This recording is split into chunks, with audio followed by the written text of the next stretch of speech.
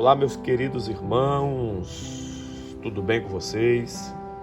Estamos aqui neste momento para mais uma vez trazer aqui uma sugestão de leitura, uma dica deste lindo e belo material. Na verdade, já tem um vídeo dando uma sugestão deste kit aqui. É um kit chamado Paulo para Todos, de N.T. Wright. Se você quiser procurar aí, nós já temos um vídeo dando só uma dica mostrando como é o material. E hoje nós vamos estar trazendo um review mais aprofundado deste produto, né? Aqui vem com 7 livraços e nós vamos mostrar para vocês mais a fundo de como o autor trabalha. N.T. Wright dispensa comentário, quem conhece, é um grande teólogo, que a forma que ele trabalha, são poucos teólogos que têm a praticidade, a inteligência de trabalhar da maneira que ele trabalha com as suas escritas, porque ele traz facilidade, ele traz praticidade para todos os seus leitores. Isso aqui é um comentário bíblico, diga-se de passagem, sobre as cartas do apóstolo Paulo. Aqui você vai ver do capítulo 1 ao 8, a parte 1, primeiro volume. Aqui do capítulo 9, dando continuidade ao capítulo 16, parte 2, da carta aos Romanos. 1 Coríntios, livro todinho.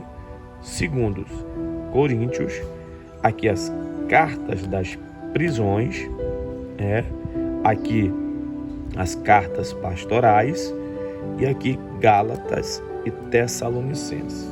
Tem muita gente que não conhece isso aqui, os novos pregadores, os novos ministros, novos obreiros que estão começando. Então isso aqui já lhe ajuda muito, porque você já entende quais são as cartas pastorais, quais são as cartas das prisões. Então isso já lhe dá um horizonte maior e um conhecimento também profundo, Então tá aqui, são 7 livros, que vem neste comentário Paulo para Todos, e eu quero mostrar aqui para você a forma como o autor ele trabalha nesse comentário, Vou pegar aqui Gálatas e Tessalonicenses. Olha só que material bonito, lindo, belo este material. Você leitor, você estudante, precisa adquirir este material. É um material que não pode faltar de maneira nenhuma na sua biblioteca, na sua escrivania. Ouviu? Então, desde já eu quero pedir você que é inscrito no nosso canal, não deixe de comentar, diga aí se você está gostando dos nossos conteúdos, porque isso é muito importante, nos ajuda aqui a trazer mais e mais conteúdo, e fazendo assim, você está divulgando junto conosco a palavra de Deus. E você que está aí passando agora pelo nosso canal, que ainda não é inscrito, se inscreve aqui do seu lado direito e ative o sininho da notificação para não perder nenhum vídeo novo. Tem muita coisa boa aí que a gente vai estar divulgando. Então vamos lá. Olha a forma que esse autor ele trabalha. Vou mostrar para vocês aqui com uma facilidade. Como eu disse no começo, ele é um dos poucos que tem essa praticidade de trazer a facilidade do conhecimento para os novos estudantes, leitores da Bíblia. Aqui, um sumário, como é que ele trabalha. Aqui, capítulo 1, o versículo 1, 19. Aí tem aqui o sofrimento de Paulo, subtítulo, em relação aos Gálatas. Então, vamos já lá ver. Aí depois ali, o capítulo 1, aí do versículo 10 ao 17. Do capítulo 1 ainda, do versículo 18 ao 24. Então eu vou mostrar, e assim sucessivamente. Então ele vai trabalhando por base. Mas o que mais interessante, você já vai ver aqui, Aqui ainda tem muita coisa também, quiser parar o vídeo para você ver, é aqui, ó. Aqui é a introdução, a dedicatória que ele faz. Aqui, ó. Pronto. Capítulo 1, do versículo 1 ao 19. Aqui é o texto bíblico, normal. Texto bíblico. Aqui a versão é mais simples, você lê com mais praticidade, né? Paulo, um apóstolo, meu apostolado não provém de fontes humanas, também não veio através de uma pessoa, mas de Jesus, o Messias, e Deus, o Pai que ressuscitou da morte, e a família que está comigo, as igrejas na Galácia. Graças a vocês e a paz de Deus, nosso Pai, de Jesus, o Messias, nosso Senhor, que se entregou por nossos pecados, nos resgatou desta era maligna, de acordo com a vontade de Deus, nosso Pai, a quem seja toda a glória pelos séculos dos séculos. Amém. Estou admirado que vocês estejam se voltando contra aquele que os chamou pela graça e estejam incluindo em direção a outro evangelho. Não que haja outro evangelho, mas há pessoas que estão perturbando vocês, querendo mudar o evangelho do Messias. Mas mesmo que nós, ou um anjo do céu, anunciassem um evangelho diferente do que temos anunciado, que tal pessoa seja amaldiçoada. Eu disse isto antes e repito agora: se qualquer pessoa oferecer a vocês um evangelho que não seja aquele que aceitaram um dia, que essa pessoa seja amaldiçoada. Então aqui é o texto bíblico normal, eu vou já mostrar para vocês aqui, que é o mesmo texto aqui na Bíblia, né? E aqui, olha que interessante, olha essa praticidade, como ele trabalha, o que ele faz? Ele dá um exemplo, ele traz uma história que tem tudo a ver com isso aqui, para te dar a compreensão daquilo que você está lendo historicamente, o fundo histórico. Porque a pessoa lendo isso aqui normalmente não vai compreender. Mas quando você lê aqui, já abre a tua mente. Ó. Imagine que você na África do Sul, na década de 1970, está em seu auge. Você embarcou em um projeto arriscado, construiu um centro comunitário na qual todos sejam igualmente bem-vindos, não importando a raça ou a cor. Você concebeu o planejamento desse lugar, preparou a fundação para que a construção fosse levantada do modo certo. Nada vai dar errado, pelo menos você acha que não. Aí ele vai dizer a história. Nesse momento você é chamado com urgência para outra região do país. Pouco tempo depois você recebe uma carta e descobre que outro grupo está construído sob o alicerce que você havia preparado. Eles alteraram a planta e estão instalando 2 salas de reunião com 2 portas na frente, uma para os brancos e outra para os negros. Alguma pessoa nativa talvez esteja se sentindo aliviada, pois achavam que poderiam haver problema em pôr todos juntos em uma mesma sala. Outras, contudo, perguntaram aos construtores por que a ideia original não iria funcionar. Bem, responderam eles, aquele sujeito que começou a construção tinha umas ideias meio esquisitas. Ele não tinha permissão para fazer daquele jeito. Ele se confundiu. Nós somos a verdadeira autoridade. É assim que tem de ser. Então, olha só. Agora imagine que você está no centro-sul da Turquia durante o reinado do imperador romano Cláudio. A maioria das pessoas da cidade adoram alguns dos deuses ou deusas locais. E muitas reivindicam a lealdade dos grupos radicais especial. Alguns começaram a adorar o próprio imperador e com ele o poder de Roma. Há também uma significativa minoria de judeus com os próprios sinagogas. Eles são ameaçados pelo poder crescente do culto imperial, além da idolatria pagã e da iniquidade tradicional. E nessa cidade estranha há um judeu chamado Paulo. Olha, ele já vai entrar.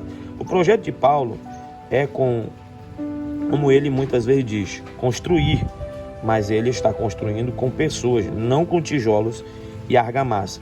Ele assenta a fundação para essa construção, contando às pessoas as novidades que estão boas, que chegam a assombrar. De acordo com Paulo, há um só Deus, um Criador no mundo, informação conhecida do judeu.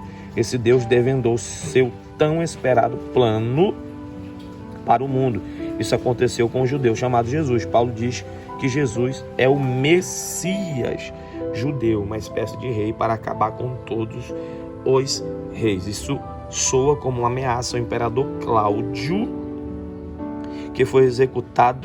Jesus foi executado pelos romanos, que é a mesma coisa que eles fizeram tantas vezes com reis e outros povos. Mas Paulo diz que o verdadeiro Deus levantou Jesus da morte. Esse é o começo das boas novas, mas a novidade não para por aí. De acordo com Paulo, a morte e a ressurreição de Jesus significa que agora está construindo uma nova família, uma família única, sem divisão ou separação radical, sem essa bobagem de judeu para um lado e gentios para o outro. Você reparou que aqui aí você já vai entender o que Paulo estava querendo dizer aqui? O que acontece?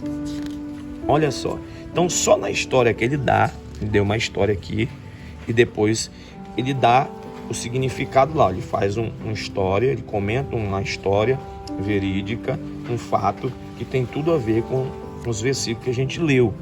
E depois ele coloca aqui, os oponentes de Paulo, olha só, aqui, os oponentes de Paulo na Galácia, seus rivais, se você preferir, havia persuadido os Gálatas a acreditar que Paulo era apenas um apóstolo de segunda categoria.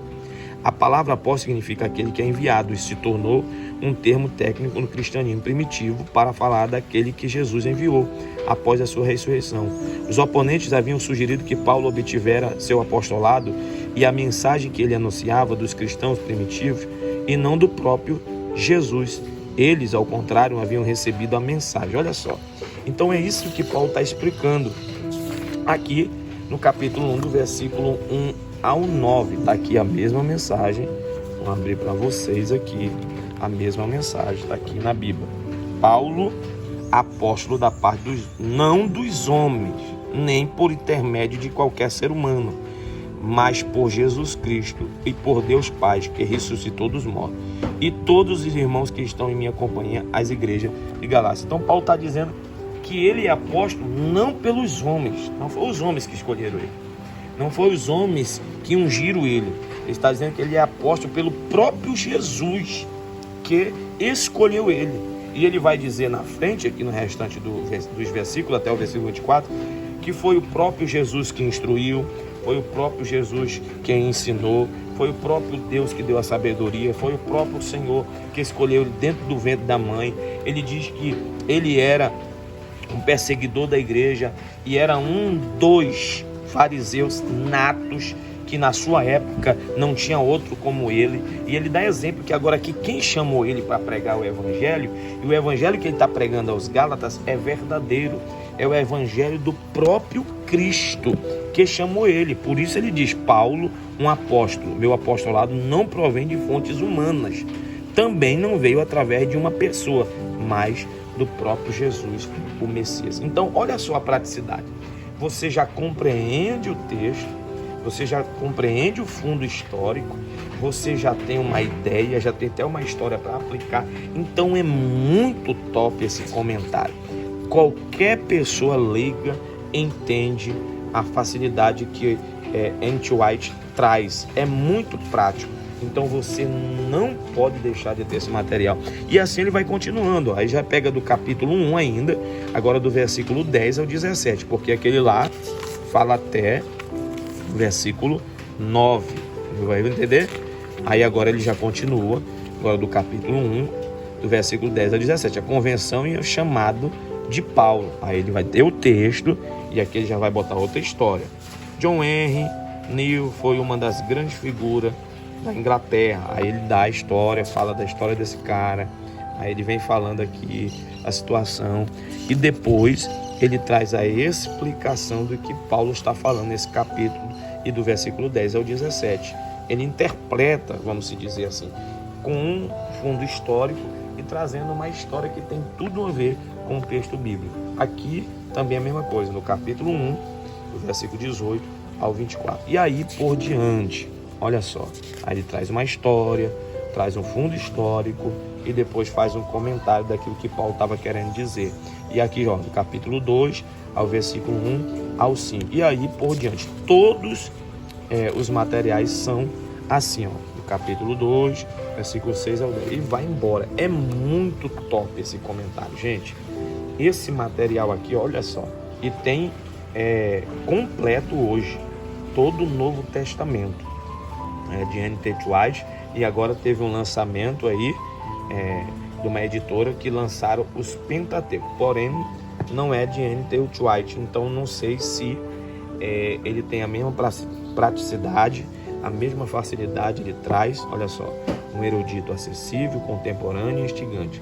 Os comentários esclarecedores de N.T. Wright sobre essas cartas são somados passagem por passagem à sua nova tradução do texto bíblico, utilizando todo o seu conhecimento erudito, mas escrevendo de forma acessível e anedótica.